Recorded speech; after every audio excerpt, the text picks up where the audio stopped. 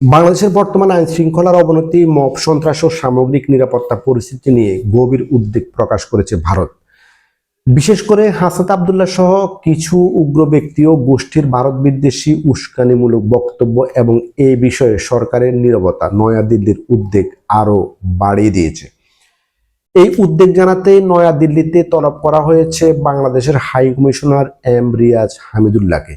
উল্লেখযোগ্য বিষয় হলো, মাত্র 3 দিন আগে ঢাকায় ভারতের হাই কমিশনার প্রণয় ভার্মাকে তলব করেছিল বাংলাদেশ।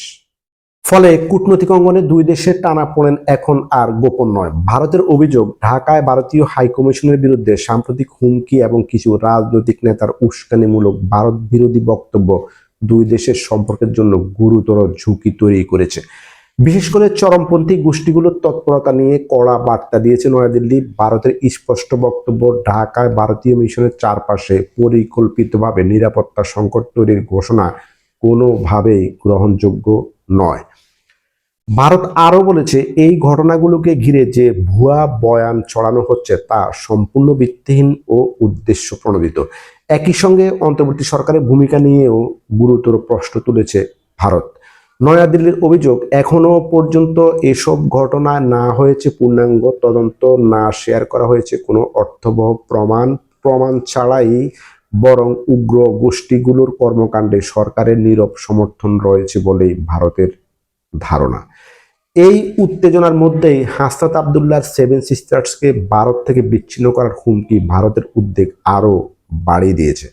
তবে ভারত স্পষ্ট করে জানিয়েছে, বাংলাদেশের জনগণের সঙ্গে ভারতের বন্ধুত্ব মুক্তিযুদ্ধের সময় গড়ে উঠেছিল এবং সেই বন্ধুত্ব আজও অটুট। কিন্তু কূটনৈতিক দায়িত্ব হিসেবে বাংলাদেশে অবস্থিত সব বিদেশি মিশন নিরাপত্তা নিশ্চিত করতেই হবে। একই সঙ্গে আইন শৃঙ্খলা পরিস্থিতি নিয়ন্ত্রণে এনে শান্তিপূর্ণ, সুষ্ঠু ও বিশ্বাসযোগ্য নির্বাচন আয়োজনের আহ্বান জানিয়েছে ভারত। এমন পরিস্থিতিতে ঢাকায় ভারতীয় ভিসা আবেদন কেন্দ্র সাময়িকভাবে বন্ধ রাখার যে সিদ্ধান্ত ভারত নিয়েছে, সেটি পরিস্থিতির গুরুত্বকেই আরও স্পষ্ট করে তুলেছে।